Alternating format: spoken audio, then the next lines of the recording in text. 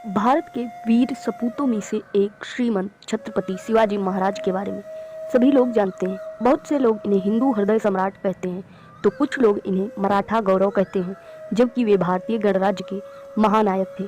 छत्रपति शिवाजी महाराज का जन्म 19 फरवरी 1630 में मराठा परिवार में हुआ था।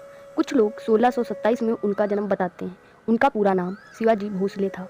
शिवाजी पिता शाहजी और माता जीजाबाई के पुत्र थे। उनका जन्म स्थान पुणे के पास स्थित शिवनेरी का दुर्ग है।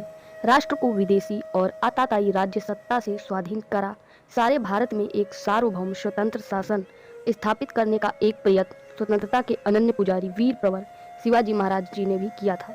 इसी प्रकार उन्हें एक अग्रगण्य वीर एवं अमर स्वतंत्रता सेनानी स्वीकार किया जाता है। महाराणा प्रताप की तरह वीर शिवाजी राष्ट्रीयता के जीवंत प्रतीक एवं परिचायक थे। और जानते हैं कि श्रीमंत छत्रपति वीर शिवाजी के बारे में कुछ जानकारियाँ, कुछ क्या सब कुछ। 1774 की ग्रीष्म ऋतु में शिवाजी ने धूमधाम से सिंहासन पर बैठकर स्वतंत्र प्रभुसत्ता की नींव रखी। दबी कुचली हिंदू जनता को उन्होंने भयमुक्त किया। हालांकि ईसाई और मुस्लिम शासक बल प्रयोग के जरिए बहुसंख्यक जनता पर अपना मत थोपते अतिरिक्त कर रहे थे, जबकि शिवाजी के शासन में इन दोनों संप्रदायों के आराधना स्थलों की रक्षा ही नहीं की गई, बल्कि धर्मांतरित हो चुके मुसलमानों और ईसाइयों के लिए भयमुक्त माहौल भी तैयार किया। शिवाजी ने अपने 8 मंत्रियों की परिषद के जरिए उन्होंने 6 वर्ष तक शासन किया। उनकी प्रशासनिक सेवा में कई मुसलमान भी शामिल थे, ऐसा कहा जाता है।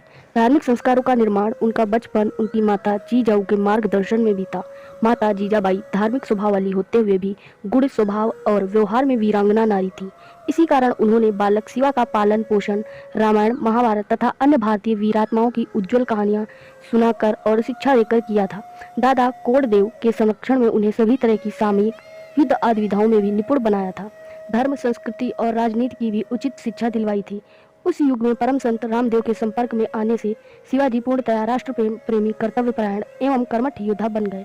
बचपन में खेल खेल में सीखा किला जीतना।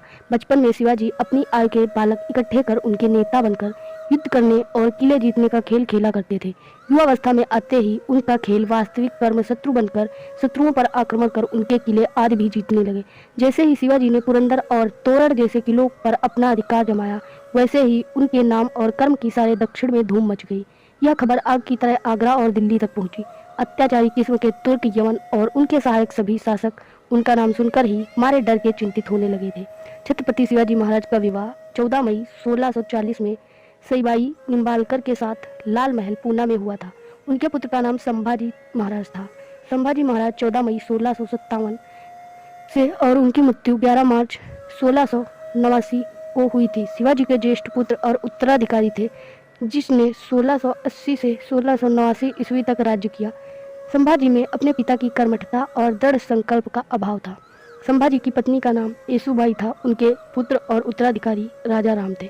संभाजी को विश्व का प्रथम बाल साहित्यकार माना जाता है। 14 वर्ष की आयु तक बुद्धभूषणम, जो कि संस्कृत, नायिका भेद, 7 शतक, नख, सिख, हिंदी इत्यादि ग्रंथों की रचना करने वाले संभाजी विश्व के प्रथम बाल साहित्यकार थे। मराठी, हिंदी, फारसी, संस्कृत, अंग्रेजी, कन्नड़ आदि भाषाओं पर उनका प्रभुत्व था। जिस तेजी से उन्होंने लेखनी चलाई, उसी तेजी से उन्होंने तलवार भी चलाई।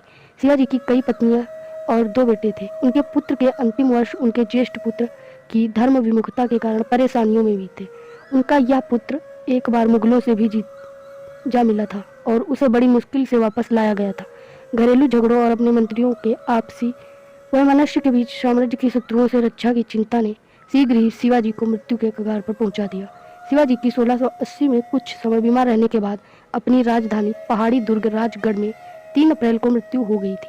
शिवाजी के बढ़ते प्रताप से आतंकित बीजापुर के शासक आदिल शाह जब शिवाजी को बंदी न बना सके तो उन्होंने शिवाजी के पिता शाहजी को गिरफ्तार किया। पता चलने पर शिवाजी आग बबूला हो गए। उन्होंने नीति और साहस का सहारा लेकर छापामारी कर जल्दी ही अपने पिता को इस कैद से आज़ाद कराया। तब बीजापुर के शासक ने शिवाजी को जीवित अथवा मुर्दा पकड़कर लाने का आदेश देकर अपने मक्कार सेनापति अफजल खां को भेजा। उसने भाईचारे व सुलह का झूठा नाटक रचकर शिवाजी को अपनी बाहों में घेरे में लेकर मारना चाहा, पर समझदार शिवाजी के हाथ में छिपे बगनक ने शिकार होकर वह स्वयं मर गया। इससे उनकी सेनाएं अपने सेनापति को मरा पाकर वहां से दुम दबाकर भाग गई। शिवाजी की बढ़ती हुई शक्ति से चिंतित होकर मुगल बादशाह औरंगजेब ने दक्षिण में नियुक्त अपने सूबेदार को उन पर चढ़ाई करने का आदेश दिया था, लेकिन सूबेदार को मुंह की खानी पड़ी। शिवाजी से लड़ाई के दौरान उसने अपना पुत्र खो दिया और खुद की अंगुलियां कट गई। उसे मैदान छोड़कर भागना पड़ा। इस घटना के बाद औरंगजेब ने अपने सबसे प्रभावशाली सेनापति मिर्जा राज जय सिंह के नेतृत्व में लगभग 1 लाख सैनिकों की फौज भेजी। शिवाजी को कुचलने के लिए राजा जय सिंह ने बीजापुर के सुल्तान से संधि कर पुरंदर के किले को अधिकार में करने की योजना के प्रथम चरण में 24 अप्रैल 1665 को वज्रगढ़ के किले पर अधिकार कर लिया। पुरंदर के किले की रक्षा करते हुए शिवाजी का अत्यंत वीर सेनानायक मुरारजी बाजी मारा गया। शिवाजी ने अपनी एक स्थायी सेना बनाई थी। शिवाजी की मृत्यु के समय उनकी सेना में 30 से 40 हजार नियमित और स्थायी रूप से नियुक्त घुड़सवार, 1 लाख पदाति और 1260 हाथी थे। उनके तोपखानों के संबंध में ठीक ठाक जानकारी उपलब्ध नहीं है। घुड़सवार सेना 2 श्रेणियों में विभाजित थी। बारगीर व घुड़सवार सैनिक थे जिन्हें राज्य की ओर से घोड़े और शस्त्र दिए जाते थे। सिलहदार जिन्हें व्यवस्था अपने आप करनी पड़ती थी। घुड़सवार सेना की सबसे छोटी इकाई में 25 जवान होते थे। उनके ऊपर एक हवलदार होता था। 5 हवलदारों का एक जुमला होता था जिनके ऊपर एक जुमलादार होता था। 10 जुमलादार की 1 हजारी होती थी और 5 हजारियों के ऊपर एक पंच हजारी होता था। वह सर नौबत के अंतर्गत आता था। प्रत्येक 25 टुकड़ियों के लिए राज्य की ओर से एक नाविक और भिस्ती दिया जाता था। इसके अलावा यह भी जान लेते हैं कि गोरिल्ला युद्ध के आविष्कारक छत्रपति शिवाजी महाराज को ही कहा जाता है। छत्रपति शिवाजी महाराज ने ही भारत में पहली बार गोरिल्ला युद्ध का आरंभ किया था। उनकी इस नीति से प्रेरित होकर ही वियतनामियों ने अमेरिका से जंगल जीत ली थी। इस युद्ध का उल्लेख उस काल में रचित शिव सूत्र में भी मिलता है। गोरिल्ला युद्ध एक प्रकार का छापामार युद्ध। मोटे तौर पर छापामार युद्ध अर्ध सैनिकों की टुकड़ियों अथवा अनियमित सैनिकों द्वारा शत्रु सेना के पीछे या पार्श्व में आक्रमण करके लड़े जाते हैं। हिंदू पद पातशाही के संस्थापक शिवाजी के गुरु रामदास जी का नाम भारत के साधु संतों व विद्वत समाज में सुविख्यात है। उन्होंने दासबोध नामक एक ग्रंथ की रचना की थी जो मराठी भाषा में है। संपूर्ण भारत में कश्मीर से लेकर कन्याकुमारी तक उन्होंने 1100 मठ तथा अखाड़े स्थापित कर स्वराज्य स्थापना के लिए जनता को तैयार करने का प्रयत्न किया था। उन्हें अखाड़ों की स्थापना का श्रेय जाता है। इसीलिए उन्हें भगवान हनुमान जी का अवतार भी माना गया, जबकि वे हनुमान जी के परम भक्त थे। छत्रपति शिवाजी महाराज अपने गुरु से प्रेरणा लेकर ही कोई कार्य करते थे। छत्रपति महाराज शिवाजी को महान शिवाजी बनाने में समर्थ रामदास जी का बहुत बड़ा योगदान था। इसके अलावा महाराष्ट्र के उस्मानाबाद जिले में स्थित है तुलजापुर। ऐसा माना जाता है कि जहां छत्रपति शिवाजी की कुल देवी माँ तुलजा भवानी स्थित है, जो आज भी महाराष्ट्र व अन्य राज्यों के कई निवासियों की कुल देवी के रूप में प्रचलित है। वीर श्रीमंत छत्रपति शिवाजी महाराज की कुल देवी माँ तुलजा भवानी है। शिवाजी महान उन्हीं की उपासना करते रहते थे।